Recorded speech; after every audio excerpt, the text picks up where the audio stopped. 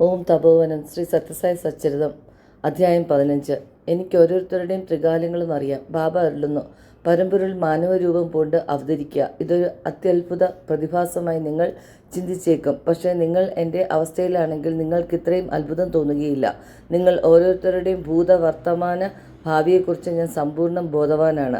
അതുകൊണ്ടാണ് ഞാൻ സഹതാപത്താൽ മതിമറക്കാതിരിക്കുന്നത്. എനിക്ക് കരുണയും പ്രേമവും ഇല്ലാത്തത് കൊണ്ടല്ല. തീർച്ചയായും എൻ്റേത് ശിലാഹൃദയമല്ല. പക്ഷേ നിങ്ങൾ നിങ്ങളുടെ ഹൃദയ കവാടം കൊട്ടിയടച്ചു കഴിഞ്ഞാൽ എൻ്റെ മധുരമായ പ്രേമതരംഗങ്ങൾ അതിലെങ്ങനെ തുളച്ചു കിടക്കും? നിങ്ങൾ കണ്ണീരൊഴുക്കി പറയും, സ്വാമി, ഞാൻ അന്ധനാണ്. അവിടുത്തെ ദിവ്യരൂപം കാണാൻ എനിക്ക് കൊതിയാവുന്നു. എൻ്റെ നൊമ്പരം അവിടുത്തെ ഹൃദയത്തെ ദ്രവിപ്പിക്കുന്നില്ലേ? ഒരു അന്ധൻ്റെ ദുരിതം കാണുമ്പോൾ നിങ്ങളുടെ ഹൃദയം നൊമ്പരപ്പെടുന്നു. എൻ്റെ ഹൃദയത്തിലും ദയ തോന്നുകില്ലേ? പക്ഷേ എനിക്ക് ആ നിർഭാഗ്യവാൻ്റെ എല്ലാ പശ്ചാത്തലവും അറിയാവുന്നതിനാൽ സ്വാഭാവികമായും എൻ്റെ പ്രതികരണം തികച്ചും വ്യത്യസ്തമായിരിക്കും. എനിക്കറിയാവുന്ന കാര്യങ്ങൾ നിങ്ങളും അറിഞ്ഞിരുന്നെങ്കിൽ ദുരിതമനുഭവിക്കുന്ന ആ മനുഷ്യനോടുള്ള നിങ്ങളുടെ പ്രതികരണവും വ്യത്യസ്തമായിരിക്കും. മുൻ ജന്മങ്ങളിൽ അയാൾ വിതച്ചതിൻ്റെ ഫലമാണ് ഇന്ന് അയാൾ കൊയ്തുകൊണ്ടിരിക്കുന്നത്. അതിനാൽ പൂർവ്വകാല ദുഷ്പ്രവൃത്തികളിൽ നിന്നുമുണ്ടായ അവസ്ഥയിലൂടെ കടന്നുപോകാൻ അയാളെ ഞാൻ അനുവദിക്കുന്നു. സത്പ്രവൃത്തികൾ തീർച്ചയായും ഒരു പരിധിവരെ ഈ ദുരിതങ്ങളെ കുറയ്ക്കുക തന്നെ ചെയ്യും. ഞാൻ നിങ്ങളുടെ സുഖദുഃഖങ്ങൾക്ക് കാരണമല്ല. നിങ്ങളെ വലിച്ചു താഴ്ത്തുന്ന ഈ രണ്ട് ഭാരങ്ങളും നിങ്ങൾ തന്നെയാണ് കരിപിടിപ്പിക്കുന്നത്. തിന്മയിൽ നിന്നും തിന്മ. ഒരിക്കൽ ഒരു കുടുംബം പ്രശാന്ത നിലയത്തിലെത്തി. ഭാര്യ, ഭർത്താവ്, 2 കുട്ടികൾ. മാതാപിതാക്കളും കുട്ടികളും കാണാൻ വളരെ സൗന്ദര്യമുള്ളവർ. ആ കുടുംബം മനോഹരമായൊരു ചിത്രം പോലെയായിരുന്നു. അവർ ഭഗവാനെ വ്യക്തിപരമായി കാണാൻ വളരെ ആകാംക്ഷ പൂണ്ടു. ആ കുടുംബം കേണൽ ജോഗറാവുവിനെ കണ്ടുമുട്ടി തങ്ങളുടെ അദമ്യമായ ആഗ്രഹം അറിയിച്ചു. എങ്ങനെയെങ്കിലും അത് സഹായിച്ചു തരണമെന്ന് അപേക്ഷിച്ചു. കാഴ്ചയിലുള്ള അവരുടെ സൗന്ദര്യത്തിൽ മതിപ്പ് തോന്നിയ കേണലിന് സ്വാമി അവരെ ഇൻ്റർവ്യൂവിന് വിളിച്ചിരുന്നെങ്കിൽ നന്നായിരുന്നു എന്ന് തോന്നി. അങ്ങനെ അദ്ദേഹം അവർക്കായി ബാബയുടെ അടുത്ത് മധ്യസ്ഥനായി എത്തി സംസാരിച്ചു. അവർ കാണാൻ വളരെ സൗന്ദര്യമുള്ളവരാണെന്നും പരാമർശിച്ചു. സ്വാമി അരുളി, നീ ആ മാതാപിതാക്കളുടെ കുട്ടികളുടെ സൗന്ദര്യത്തെക്കുറിച്ച് വളരെയേറെ പ്രകീർത്തിച്ചല്ലോ. അത് ശരി തന്നെ. പക്ഷേ ആ കുട്ടികൾ രണ്ടും കാഴ്ചശക്തി ഇല്ലാത്തവരാണെന്ന് നിനക്കറിയുമോ? അത് കേട്ട് കേണൽ ഞെട്ടിത്തരിച്ചുപോയി. സ്വാമി ഇപ്പോഴും ആ കുടുംബത്തെ കണ്ടിട്ടില്ല. സുന്ദരന്മാരായ കുട്ടികൾ അന്ധരെന്ന് ജോഗറാവ് ശ്രദ്ധിച്ചിരുന്നില്ല. അത് സങ്കല്പിക്കാൻ കൂടി കഴിഞ്ഞില്ല. കുട്ടികളുടെ മാതാപിതാക്കളെ വീണ്ടും കണ്ടപ്പോൾ റാവു കുട്ടികളുടെ കാഴ്ചയെക്കുറിച്ച് ചോദിച്ചു. ആ ദയനീയ സത്യം മനസ്സിലാക്കിയപ്പോൾ അദ്ദേഹം വിഷമാവസ്ഥയിലായി. ആ സ്ത്രീ കേണലിനോട് വീണ്ടും അഭ്യർത്ഥിച്ചു തങ്ങൾക്ക് വേണ്ടി സ്വാമിയോട് പ്രാർത്ഥിക്കാൻ, കുട്ടികൾക്ക് കാഴ്ചശക്തി നൽകി അനുഗ്രഹിക്കാൻ. അവരുടെ മാന്യമായ പെരുമാറ്റത്തിൽ ആകൃഷ്ടനായ ജോഗറാജ് ഒരിക്കൽ കൂടി സ്വാമിയോട് ഇക്കാര്യം ഉണർത്തിച്ചു. പക്ഷേ അദ്ദേഹത്തിന് മറുപടി കിട്ടിയില്ല. അടുത്ത ദിവസം സ്വാമി അന്നത്തെ പത്രവുമായി പുറത്തു വന്നു. പ്രത്യേക വാർത്ത ചൂണ്ടിക്കാണിച്ച് വായിക്കാൻ ആവശ്യപ്പെട്ടു. രണ്ടാനമ്മയാൽ അന്ധരാക്കപ്പെട്ട 2 കുട്ടികളുടെ കാര്യം അതിൽ റിപ്പോർട്ട് ചെയ്തിരിക്കുന്നു. ആ വാർത്ത വായിച്ചു കഴിഞ്ഞ് കേണൽ ജോഗറാവ് സ്വാമിയെ ഉറ്റുനോക്കി. ഈ സംഭവത്തിൽ ഇടപെടേണ്ടി വന്നാൽ നീ എന്താണ് ചെയ്യുക? സ്വാമി തിരക്കി. കുറച്ച് കടുപ്പത്തോടെ ജോഗറാവ് ഉത്തരം പറഞ്ഞു, ഞാൻ ഹൃദയശൂന്യനായ മാതാവിനെ അന്ധയാക്കും. അപ്പോൾ സ്വാമി സൗമ്യമായി പറഞ്ഞു, പക്ഷേ ഈശ്വരൻ അങ്ങനെ ചെയ്യില്ല. മറിച്ച് അവിടുന്ന് ആ സ്ത്രീകളുടെ മക്കളെ അന്ധരാക്കും. ആ കൊച്ചുകുട്ടികളുടെ കാര്യം അവരെ എനിക്ക് വിടുക. അവർ തീർച്ചയായും സന്തുഷ്ടരായിരിക്കും. പക്ഷേ അവരുടെ അമ്മയുടെ കാര്യമോ? സ്തബ്ധനായി നിൽക്കുന്ന കേണൽ ജോഗറാവിനെ വിട്ടുകൊണ്ട് ഭഗവാൻ നടന്നു നീങ്ങി. ഈ ചെറിയൊരു സംഭാഷണം മാത്രമാണ് ഉണ്ടായത്. മിന്നൽ പോലെ ഒരു നിമിഷം കൊണ്ട് പ്രാപഞ്ചിക നിഗൂഢതയുടെ കുരുക്ക് തൻ്റെ മനസ്സിൽ അഴിക്കപ്പെടുകയായിരുന്നുവെന്ന് റാവു മനസ്സിലാക്കി. എന്താണ് ആ ദമ്പതികൾക്കായി റാവു സ്വാമിയോട് ചോദിച്ചത്? അന്നത്തെ പത്രവാർത്തയിലേക്ക് ശ്രദ്ധ ക്ഷണിച്ച സ്വാമി എന്താണ് അർത്ഥമാക്കിയത്? സ്വാമിയുമായുള്ള സംഭാഷണത്തിൻ്റെ അഗാധമായ പ്രാധാന്യമെന്ത്? നിർഭാഗ്യവതിയായ ആ അമ്മയോട് നേരിട്ട് എന്തെങ്കിലും വെളിപ്പെടുത്തി അവരുടെ മനോവേദന വർദ്ധിപ്പിക്കാൻ സ്വാമി ആഗ്രഹിക്കുന്നില്ല എന്നത് സ്പഷ്ടം. സാരമിതാണ്, ഓരോരുത്തരും തങ്ങളുടെ പൂർവ്വകർമ്മങ്ങളുടെ ഫലം അനുഭവിക്കുക തന്നെ വേണം. ഭഗവാൻ ശ്രീ സത്യസായി അരുളുന്നു, ഈശ്വരൻ ഒരു പോസ്റ്റ്മാനെ പോലെ. പോസ്റ്റ്മാൻ തൻ്റെ ബാഗിൽ നിന്നും കത്തുകൾ ഓരോരുത്തർക്കായി എടുത്ത് അതാത് മേൽവിലാസക്കാരന് കൊടുക്കുന്നു. കത്ത് വായിച്ച് ഒരു ഗ്രഹത്തിലെ ആളുകൾ പൊട്ടിച്ചിരിക്കുന്നു, ആനന്ദിക്കുന്നു. മറ്റൊരിടത്ത് കത്ത് വായിച്ച് ദുഃഖിക്കുന്നു. പോസ്റ്റ്മാനെ സംബന്ധിച്ചിടത്തോളം താൻ കൊടുക്കുന്ന കത്തിലെ ഉള്ളടക്കത്തെക്കുറിച്ച് അയാൾ ചിന്താകുലനല്ല. അയാളുടെ പങ്ക് കത്തുകൾ മേൽവിലാസം തെറ്റാതെ കൊടുക്കുക മാത്രം. ഈശ്വരനും അത് തന്നെയാണ് ചെയ്യുന്നത്. ഇന്ന് തേടുന്ന ആഹാരം അന്ന് എറിഞ്ഞു കളഞ്ഞത്. സ്വാമി കാരുണ്യാനന്ദനൊപ്പം ഭഗവാൻ ഒരിക്കൽ മുംബൈയിലെ ധർമ്മക്ഷേത്രയിലെത്തി. സ്വാമി മുകളിലെ മുറിയിൽ താമസിച്ചു. ബാബയുടെ മുറിക്ക് നേരെ താഴെയുള്ള മുറി കാരുണ്യാനന്ദയ്ക്ക് നൽകി. മുംബൈയിലെ പ്രധാനപ്പെട്ട ചിലർ സ്വാമിയെ ദർശിക്കാൻ വരുന്നുണ്ട്. മുകളിലേക്കുള്ള കോവണി താഴെയുള്ള മുറിയോട് ചേർന്നതാണ്. അലോസരം ഒഴിവാക്കാനായി കാരുണ്യാനന്ദ സ്വാമി തൻ്റെ മുറിയുടെ വാതിൽ അകത്തു നിന്നും തഴുതിട്ടു.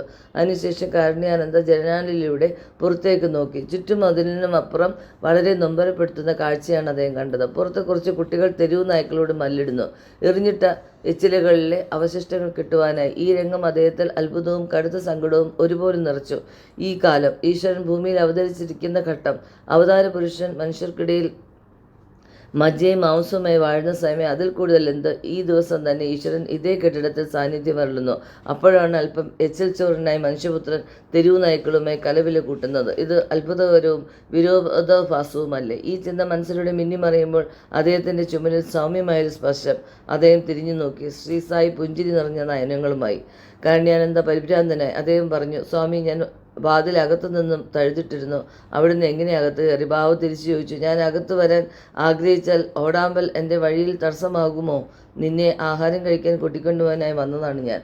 അപ്പോൾ തൻ്റെ മനസ്സിനെ മതിക്കുന്ന കാര്യം കാരുണ്യാനന്ദ സ്വാമിയോട് പറഞ്ഞു.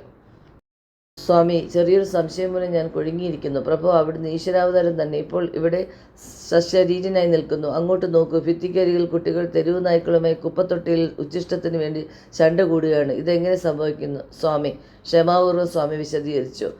പൂർവ്വജന്മങ്ങളിൽ അവർ അലസരായി സുഖലോലുപരായി ജീവിതം ചെലവഴിച്ചു.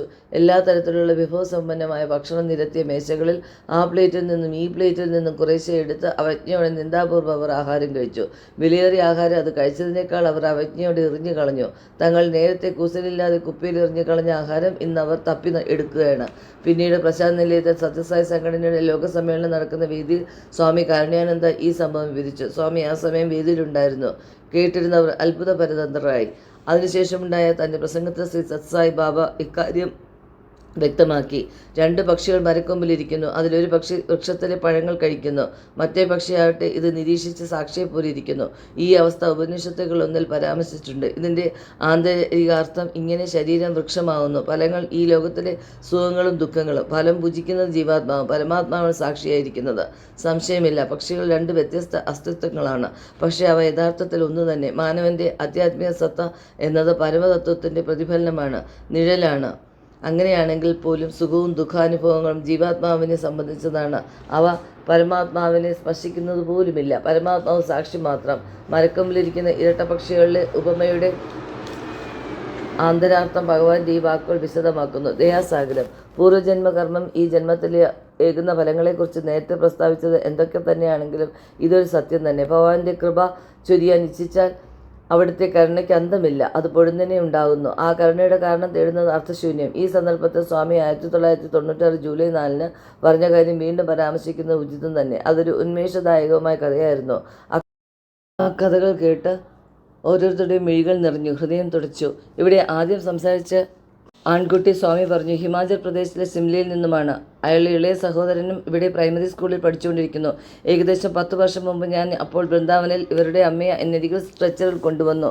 ഹിമാചൽ പ്രദേശിൽ നിന്ന് ഇവിടെ വരെ കൊണ്ടുവന്നത് എങ്ങനെയാണ്? ഞാൻ ഈ കുട്ടികളെ എൻ്റെ കൈകളാൽ ചുറ്റി എന്നോട് ചേർത്തു പിടിച്ചു. ഞാൻ അവരുടെ അമ്മയോട് പറഞ്ഞു, ഇവരെൻ്റെ കുട്ടികൾ. ഈ നിമിഷം മുതൽ നിങ്ങൾ ഇവരെ ഓർത്ത് പരിഭ്രമിക്കേണ്ടതില്ല.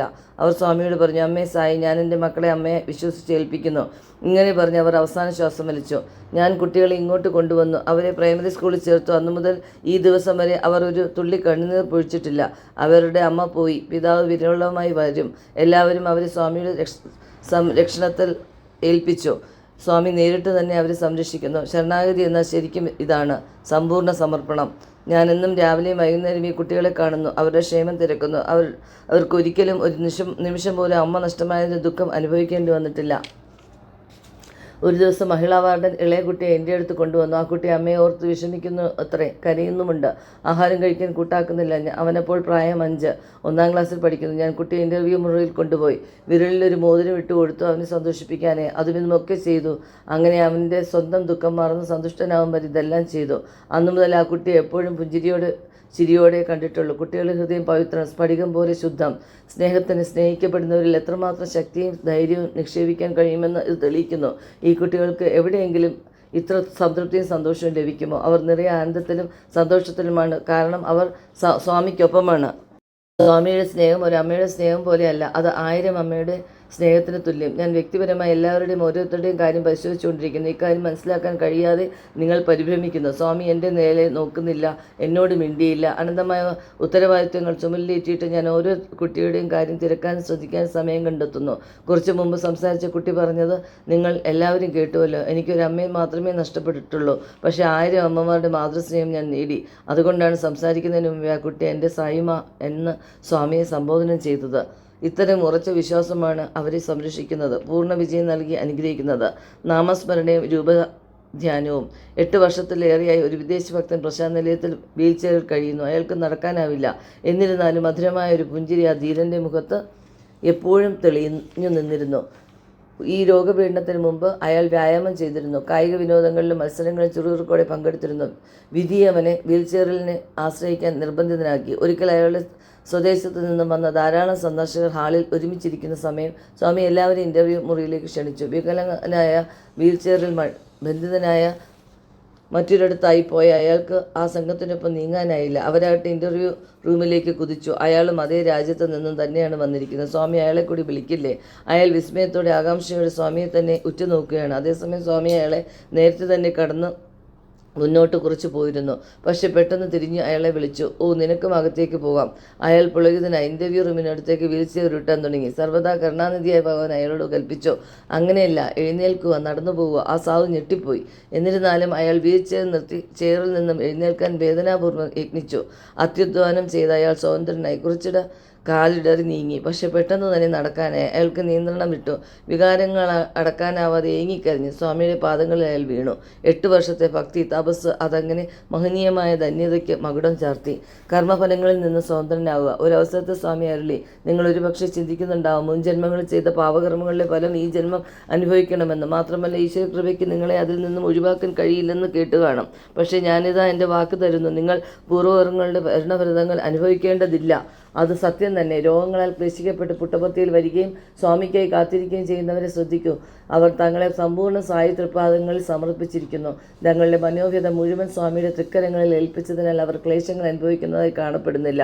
അവർ മറ്റെവിടെയെങ്കിലും ആയിരുന്നെങ്കിൽ അവരുടെ അസുഖത്തിൻ്റെ തീവ്രത അതിദാരുണമാകുമായിരുന്നു. അവർ നരകദുഃഖം അനുഭവിക്കുമായിരുന്നു. ഇവിടെ അവർ സ്വാമിയുടെ ദർശനത്തിനുള്ള പരമസുഖത്തിനായി കാത്തിരിക്കുകയാണ്. അവർ ക്ലേശിക്കുന്നില്ല.